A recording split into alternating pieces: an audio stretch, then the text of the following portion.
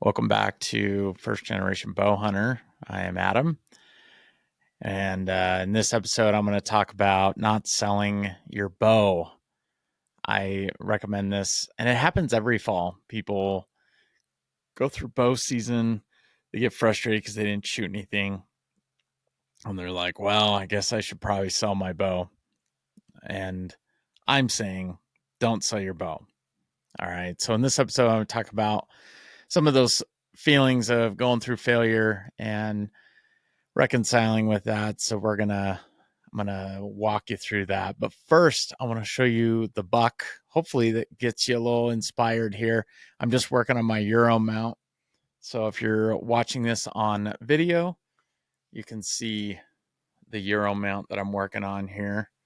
So yeah, check this guy out. Pretty cool. I'm excited. It's really big for me, going out this far, having this many points. Nice 3x4. So anyway, been working on that. Pretty cool.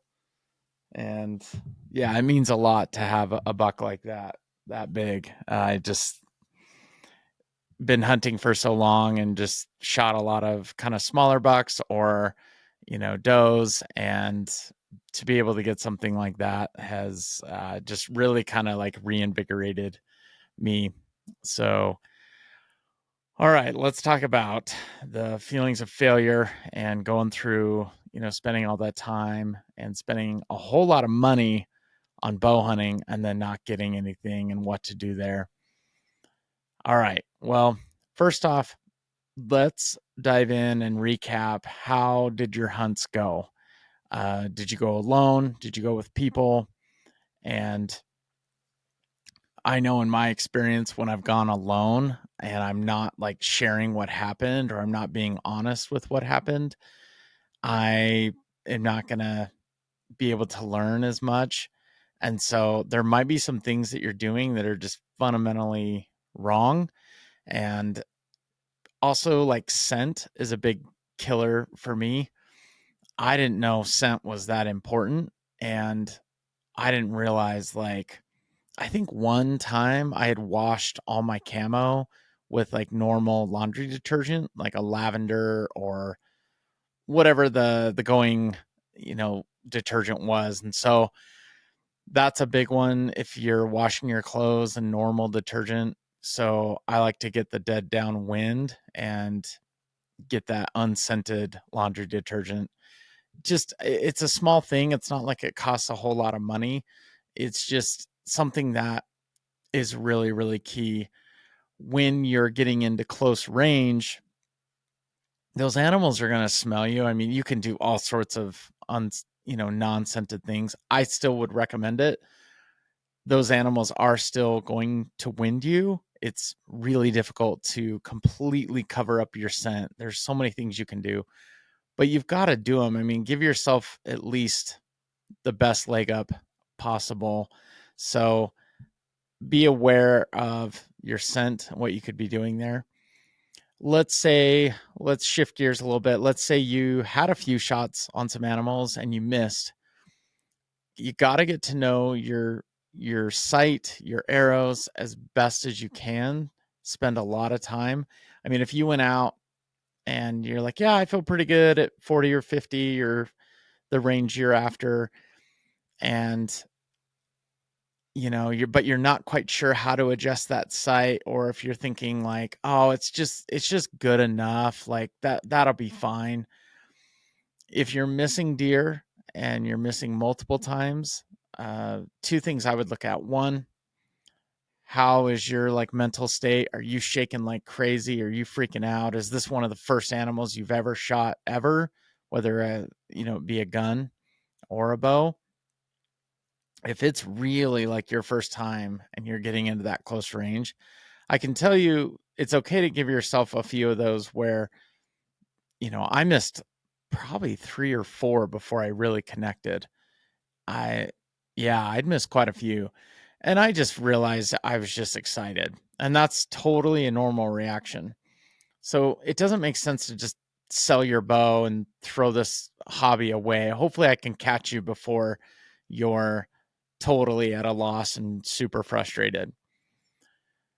If it's an equipment issue and you need to spend some more time sighting, I'll be honest, there's been many times I've just gone back to basics, back to the drawing board. So there's a lot of video content you can look up of just simple, sighting in a bow, even talking about the exact model that you're using.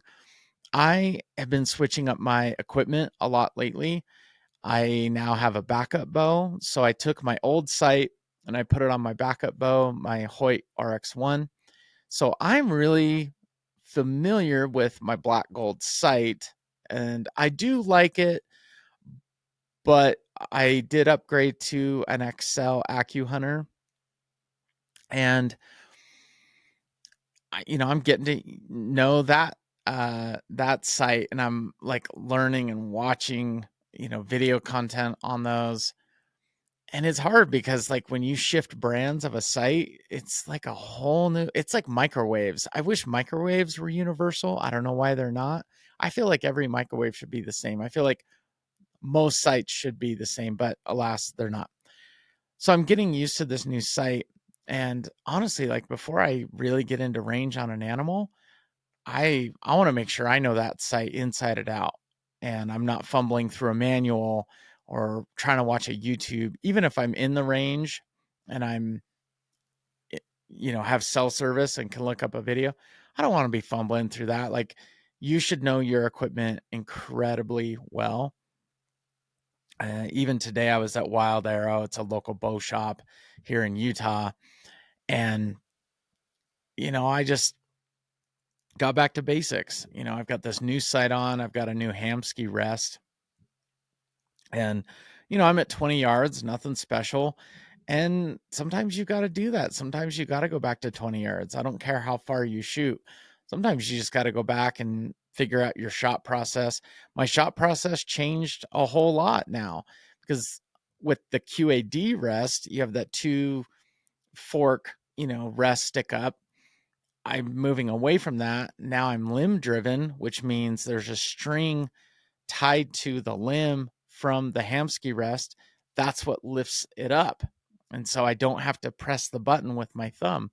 And that took me quite a few shots today, to get used to that.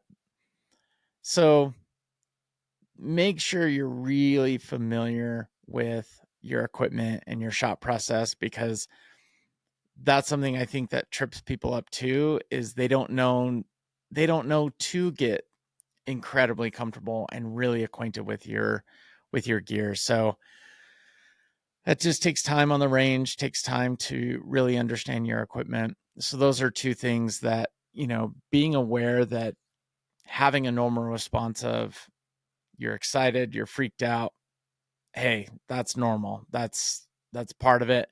And misses are part of bow hunting. If it's an equipment thing, you've got to spend some time. And the other thing I would say too is spending time ranking your arrows. That's something that didn't come a whole lot later for me. And I didn't really know what that was all about. It sounded like a really complicated process. It's really not.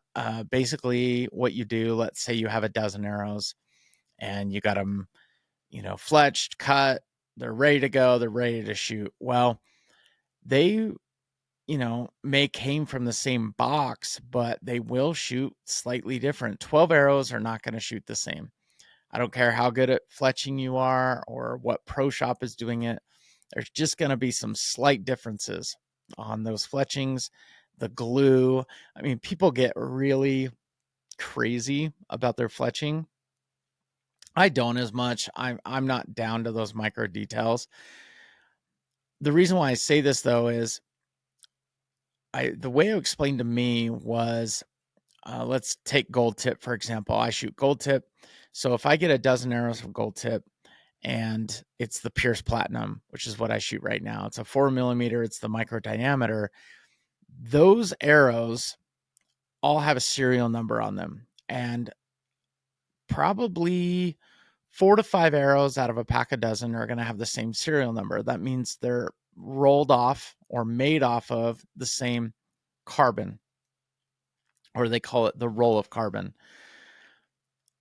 Those are really important to group together. So when you take an Excel sheet or a Google Drive sheet and you just put 1 through 12, mark your dozen, and then put your arrows, you part a little number on the fletching 1 through 12, right? But I do like to match up the 5 or 6 arrows that are from the same serial number. I like to group those. And I've done this with about 3 to 4 dozen arrows now. And it is pretty remarkable that arrows with those same serial numbers do fly very similar. Now, the serial number, it's kind of difficult to find. It'll be on the shaft. It almost looks like someone wrote it with like a dark black charcoal color. And it's kind of long. It's probably 10 digits long. Watch for that and group those up. Getting to know your arrows really well is super important because 1 through 12, you might have number 5 or number 8, whatever arbitrary, numbering system you did, shoot incredibly well. And the way that I rank my arrows, this is the process that I do and how it's explained to me. So you take your Excel sheet, you got 12 lines vertical, 12 rows down, and then you make columns. So you make 5 columns to the right. So what you're doing is you're going to shoot that arrow 5 times. Now I'm going to do some little napkin math here. So I'm not great at math, by the way, so I have to refer to my calculator. 5 times 12, that's 60 shots. You might break that up and not shoot over and over. And the reason why I would break up shooting sessions when you're ranking arrows is like you start shooting, you have this warm up or ramp up period. You're, feeling a little bit better. You kind of hit your peak and you're like, okay, I'm shooting really well. Then you kind of drop and you get fatigued and you get sloppy. When you're ranking arrows, you want to mitigate that as much as you can. So I like to take 4 arrows or maybe 5, and I shoot those 5 rounds. Now, the way that I rank them is I'll shoot at 20 yards and I'll shoot at about probably a 2-inch dot. And what I like to do is if I hit the dot, I mean, it's just right center, perfect. That gets a score of a 5. If it hits the dot, but it's not perfect, but it's actual hitting the 2-inch dot, I'll give that like a 4 if it's just slightly off. And if it's, pretty close to the dot, but it's not in, I'll do maybe a 3. If it's kind of getting squirrely, getting out there, 2, and then 1 if it's just totally off. The reason why I like shooting it 5 times on 5 rounds, it gives each arrow kind of a fair shake at how they're ranked. It's actually kind of fun. Like if you're a bit of a numbers geek, ranking arrows is kind of fun. It's kind of relaxing, honestly, of like solving, and understanding how arrows might fly different. It also helps you understand how they fly different when you do a straight fletching versus a helical. And that's a whole other discussion there. The reason why this is important, though, let's go back to how we got here. If you're missing and you pull an arrow out of your quiver and you're shooting at an animal and it just, isn't going where it should go, and you didn't spend time ranking those arrows, that could be a reason why you had maybe a miss or two. Spend some time ranking your arrows. It's a good practice to just always do. You can always rank arrows. That's something you can always do. You're getting reps in, you're gathering data about your arrows. And I've had arrows that if they're not shooting well, then you nock tune it. And nock tuning, very simple. You just spin the nock to the next fletching. And they call it the cock fletching. It's kind of the singled out fletching. And that one goes vertical, and that's what you draw back with that vertically, right? I used to do that. I used to have that one fletching that was the odd color, and I was like, oh, okay, well, that's got to be vertical, and that's how you shoot the arrow. It's not necessarily the case. The nock needs to be vertically lined up with a fletching, okay? And that can be lined up with any of the 3 fletching or any of the 4 fletching. It just has to be vertically aligned. Now, that is something where nock tuning can really come in handy, because you can spin that nock and that arrow can fly just slightly different. It's really a cool process. So nock tuning is definitely worth your time. Don't sell your bow unless you've nock tuned your arrows and ranked all your arrows. The other nice thing about nock tuning an arrow is if you just have an arrow that's ranking really poorly and you're like, dude, this thing is not going where I want, you spin that nock. Oh man, I've had arrows totally get a second, third, fourth chance because you're nock tuning, and it's a pretty cool process. It's a simple process, and it's also a lot of fun. It also like helps you feel like you're advancing too, which I think is important when you're not seeing animals, you're making maybe some misses. These types of things of ranking or nock tuning just gives you a sense of like, okay, I'm moving forward. And I think that's what bow hunting really is about, is always moving forward. For me, I'm putting on some new equipment that I've never had. I'm doing limb driven rests. That to me is progress. That to me is okay. I'm graduating, right? I'm investing more in some parts that I didn't look at super close before, but I found some weaknesses. I want to get better. Little update on the QAD rest. It did fail when I shot this buck here. Didn't fail. I mean, it worked because, hey, I got an animal. The mechanism for keeping it vertical wasn't working. When I went and talked to Jeremiah at Wild Arrow today, he's like, I've had that happen before. It can happen in cold weather. I've never had it happen in cold weather, and I've shot my bow in some seriously cold weather. I think that rest was just tired. I think it'd been shot a lot, and it needed a tune up. I mean, that rest probably has seen, oh gosh, hundreds of arrows, if not 1,000. So it's been through it. It's been through some abuse. It's also been knocked around. I'll admit, I'm sitting in the back of my car. I'm throwing on my pack. I'm not hard on my gear, but I do use it. So again, spend some time looking at your equipment pretty close. It doesn't mean you have to go buy a new bow per se. Keep using the bow you have. I'm sure it's good. I mean, you bought it for a reason, right? Just stick with me. All right. Don't sell your bow. Okay. And we've talked about going hunting with by yourself or with somebody else. Even if you are going alone, recap your hunt with somebody that you trust. You can recap it with me. Like, send me an Instagram post, DM me. You can send me a video. I can kind of digest some of that, walk you through some of that, and just I'll share what I know. And if I don't know, we can find someone who will listen. That I think is really critical, because when I drove home from hunts that didn't go well, I didn't see anything, they just were a total bust, I'd be recapping it to my brother-in-law, and he'd be like, wait, did you think about this? Or, well, did you go after them? Well, no, they busted out. I didn't think I could. Oh no, keep going after them. Sometimes deer, they won't exactly run off like we think they will. They'll kind of bounce, but that is one thing too that's really helped me. I would get in close to a deer, they would bounce, and I'm like, oh man, seriously, like, it's over. And I would just quit too early. I really believe bow hunting is all about numbers. It's a numbers game. The more time you can spend out in the field, the better your chances are. And that's another part of this too, is how much time have you been out? Are you giving yourself a fair shake?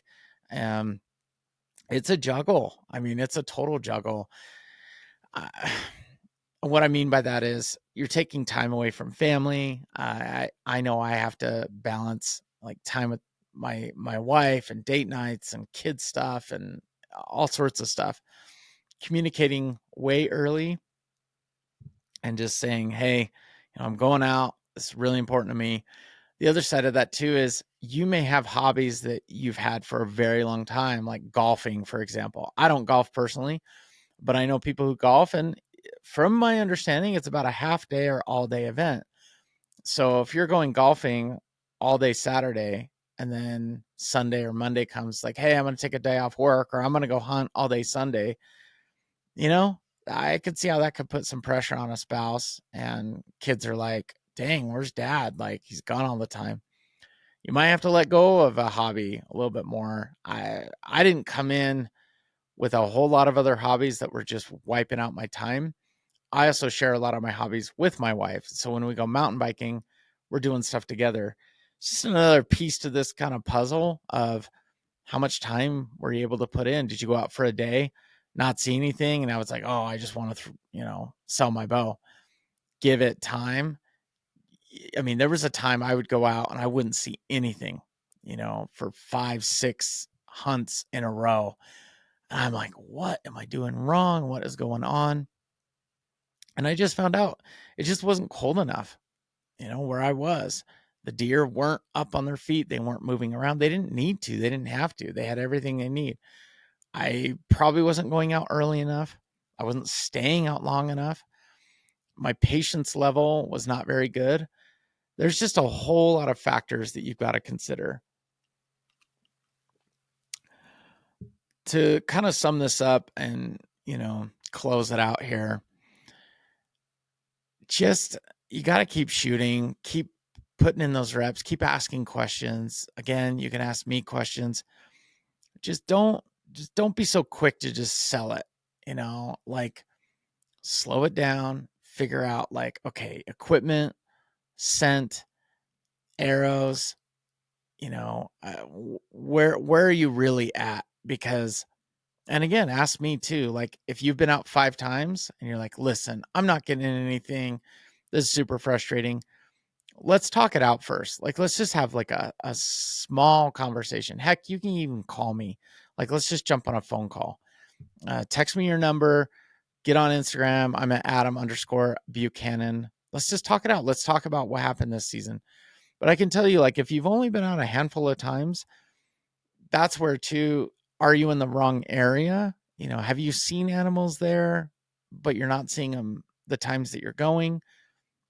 Let's just talk it out. I think that's kind of important, and it'll just give you a kind of like a breathe new life into your bow hunting experience. And please don't sell your bow, not yet. Just give it some time. All right. So I've got some other episodes you can also tune into. I kind of dive in deeper into some of these, topics that I lightly shared. But for now, don't sell your bow. Just sit tight.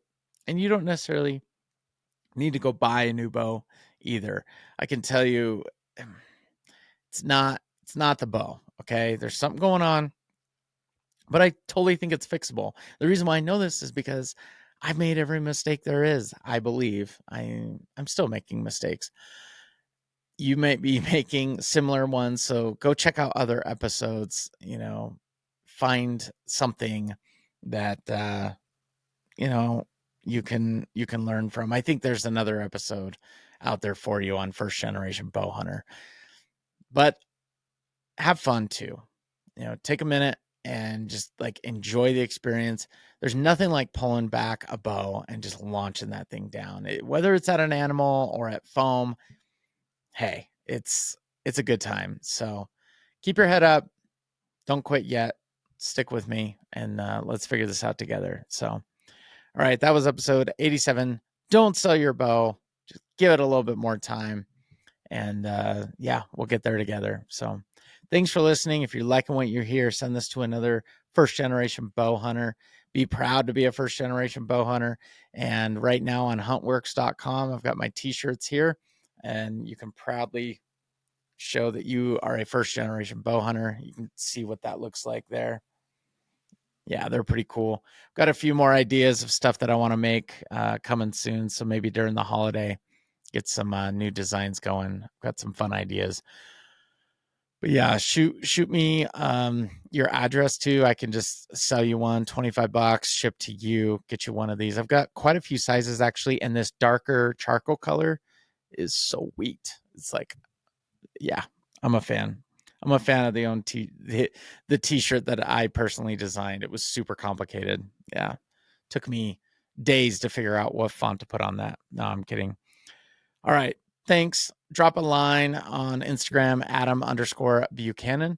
And also, if you've got some time, hop over to iTunes or Spotify, drop a rating and a review on iTunes. I love to hear what's sticking out on first generation Bowhunter to you. One of the last reviews I got, someone was giving me crap because I don't like root beer floats. If you don't like me because I don't like root beer floats, hey, it's just who I am. All right. I think they're awful. But we share first generation bow hunting together. And so hopefully we can have something in common. All right. Thanks for listening. Catch you on the next episode. Hope you find something that you like right here on First Generation Bowhunter.